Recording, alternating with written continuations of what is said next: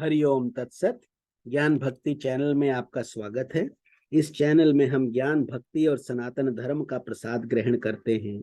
यदि आपने हमारे चैनल को सब्सक्राइब नहीं किया है तो कृपया अभी सब्सक्राइब कर लीजिए। धन्यवाद। हमारा दंडवत प्रणाम है ब्रह्मांडीय ईश्वरीय शक्ति को, हमारे पूजनीय गुरुदेव श्री स्वामी ज्योतिर्मयानंद जी महाराज को, सब संतों और शास्त्रों को, और आप सब में विद्यमान परमेश्वर को।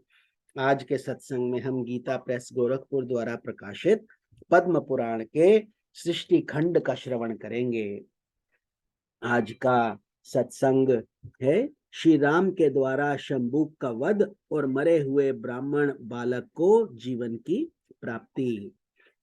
पुलत्स्य जी बोले, राजन, पूर्व काल में स्वयं भगवान ने जब रघुवंश में अवतार लिया था तब वहां वे श्री राम नाम से विख्यात हुए। तब उन्होंने लंका में जाकर रावण को मारा और देवताओं का कार्य किया था। इसके बाद जब वे वन से लौटकर पृथ्वी के राज्य सिंहासन पर स्थित हुए, उस समय उनके दरबार में अगस्त्य आदि बहुत से महात्मा ऋषि उपस्थित हुए। महर्षि अगस्त्य की आज्ञा से द्वारपाल ने तुरंत जाकर महाराज को ऋषियों के आगमन की सूचना दी। सूर्य के समान तेजस्वी महर्षियों को द्वार पर आया जान श्री रामचंद्र जी ने द्वारपाल से कहा, तुम शीघ्र ही उन्हें भीतर ले आओ। श्री राम की आज्ञा से द्वारपाल ने उन मुनियों को सुखपूर्वक महल के भीतर पहुंचा दिया। उन्हें आया देख श्री रघुनाथ जी हाथ जोड़कर खड़े हो गए और उनके चरणों में प्रणाम करके उन्होंने उन सबको आसनों पर बिठाया। तदनंतर पुरोहित वशिष्ठ जी पाद्य अर्घ्य और आचमनीय निवेदन करके उनका आतिथ्य सत्कार किया। तत्पश्चात श्री रामचंद्र जी ने जब उनसे कुशल समाचार पूछा तब वे वेद वेदता महर्षि अगस्त्य को आगे करके इस प्रकार बोले, महाबाहो, आपके प्रताप से सर्वत्र कुशल है रघुनंदन। बड़े सौभाग्य की बात है कि शत्रु दल का संहार करके लौटे हुए आपको हम लोग सकुशल देख रहे हैं। कुल घाती पापी एवं दुरात्मा रावण ने आपकी पत्नी को हर लिया था, वे उन्हीं के तेज से मारा गया। आपने उसे युद्ध में मार डाला। रघु सिंह, आपने जैसा कर्म किया है वैसा कर्म करने वाला इस संसार में दूसरा कोई नहीं है। राजेंद्र, हम सब लोग यहाँ आपसे वार्तालाप करने के लिए आए हैं। इस समय आपका दर्शन करके हम पवित्र हो गए हैं। आपके दर्शन से हम वास्तव में आज तपस्वी हुए हैं। आपने सबसे शत्रुता रखने वाले रावण का वध करके हमारे आंसू पोंछे हैं और सब लोगों को अभय दान दिया है। काकुत्स्थ, आपके पराक्रम की कोई था नहीं है। आपकी विजय से वृद्धि हो रही है, ये बड़े आनंद की बात है। हमने आपका दर्शन और आपके साथ संभाषण कर लिया। अब हम लोग अपने अपने आश्रम को जाएंगे। रघुनंदन, आप भविष्य में कभी हमारे आश्रम पर भी आइएगा। पुलत्स्य जी कहते हैं, भीष्म, ऐसा कहकर वे मुनि उसी समय अंतर्धान हो गए। उनके चले जाने पर धर्मात्माओं में श्रेष्ठ श्री रामचंद्र जी ने सोचा, अहो, मुनि अगस्त्य ने मेरे सामने जो ये प्रस्ताव रखा है कि रघुनंदन फिर कभी मेरे आश्रम पर भी आना, तब अवश्य ही मुझे महर्षि अगस्त्य के यहाँ जाना चाहिए और देवताओं की कोई गुप्त बात हो तो उसे सुनना चाहिए, अथवा यदि वे कोई दूसरा काम बताएं तो उसे भी करना चाहिए। ऐसा विचार कर महात्मा रघुनाथ जी पुनः प्रजा पालन में लग गए। एक दिन एक बूढ़ा ब्राह्मण जो उसी प्रांत का रहने वाला था अपने मरे हुए पुत्र को लेकर राजद्वार पर आया और इस प्रकार कहने लगा, बेटा, मैंने पूर्व जन्म में ऐसा कौन सा पाप किया है जिससे मुझ इकलौते पुत्र को आज मैं मौत के मुख में पड़ा देख रहा हूँ। निश्चय ही ये महाराज श्री राम का ही दोष है जिसके कारण तेरी मृत्यु इतनी जल्दी आ गई। रघुनंदन, अब मैं भी स्त्री सहित प्राण त्याग दूंगा। फिर आपको बाल हत्या, ब्रह्म हत्या और स्त्री हत्या 3 पाप लगेंगे। रघुनाथ जी ने उस ब्राह्मण की दुख और शोक से भरी बात सुनी। फिर उसे चुप कराकर महर्षि वशिष्ठ से पूछा, गुरुदेव, ऐसी अवस्था में इस अवसर पर मुझे क्या करना चाहिए? इस ब्राह्मण की कही हुई बात सुनकर मैं किस प्रकार अपने दोष का मार्जन करूं? कैसे इस बालक को जीवन दान दूं? इतने में ही देवर्षि नारद वहां आ पहुंचे। वे वशिष्ठ के सामने खड़े हो अन्य ऋषियों के समीप महाराज श्री राम से बोले, रघुनंदन, इस बालक की जिस प्रकार अकाल मृत्यु हुई है उसका कारण बताता हूं, सुनिए। पहले सत्य युग में सब और ब्राह्मणों की ही प्रधानता थी। कोई ब्राह्मणेतर पुरुष तपस्वी नहीं होता था। उस समय सभी अकाल मृत्यु से रहित और चिरजीवी होते थे। फिर त्रेता युग आने पर ब्राह्मण और क्षत्रिय दोनों की प्रधानता हो जाती है। दोनों में ही तप में प्रवृत्त रहते हैं। द्वापर में वैश्यों में भी तपस्या का प्रचार हो जाता है। वे तीनों युगों के धर्म की विशेषता है।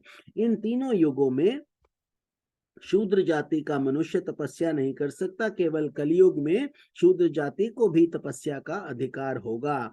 राजन, इस समय आपके राज्य की सीमा पर एक खोटी बुद्धि वाला शूद्र अत्यंत कठोर तपस्या कर रहा है।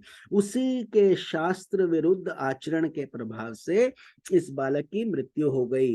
राजा के राज्य या नगर में जो कोई भी अधर्म अथवा अनुचित कर्म करता है, उसके पाप का चतुर्थांश राजा के हिस्से में आता है। अतः पुरुष श्रेष्ठ, आप अपने राज्य में घूमिए और जहां कहीं भी पाप होता दिखाई दे उसे रोकने का प्रयत्न कीजिए। ऐसा करने से आपके धर्म, बल और आयु की वृद्धि होगी। साथ ही ये बालक भी जी उठेगा। नारद जी के इस कथन पर श्री रघुनाथ जी को बड़ा आश्चर्य हुआ। वे अत्यंत हर्ष में भरकर लक्ष्मण से बोले, सौम्य, जाकर उस श्रेष्ठ ब्राह्मण को सांत्वना दो और उस बालक के शरीर को तेल से भरी नाव में रखवा दो। जिस प्रकार भी उस निरपराध बालक के शरीर की रक्षा हो सके वे उपाय करना चाहिए।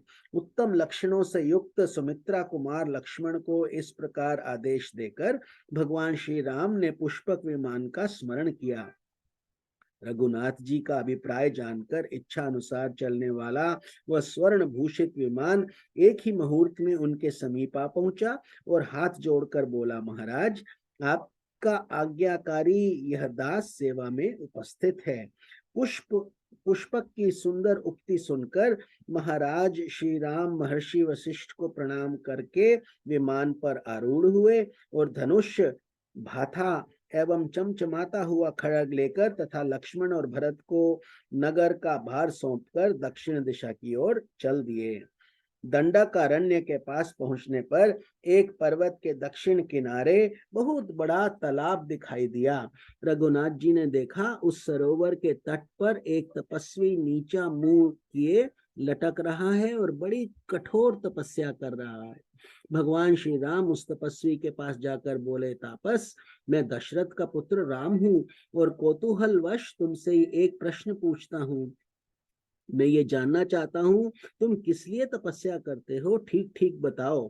तुम ब्राह्मण हो या दुर्जय क्षत्रिय, तीसरे वर्ण में उत्पन्न वैश्य हो या शूद्र? तपस्या सत्य स्वरूप और नित्य है। इसका उद्देश्य है स्वर्ग आदि उत्तम लोकों की प्राप्ति। तप सात्विक, राजस और तामस तीन प्रकार का होता है।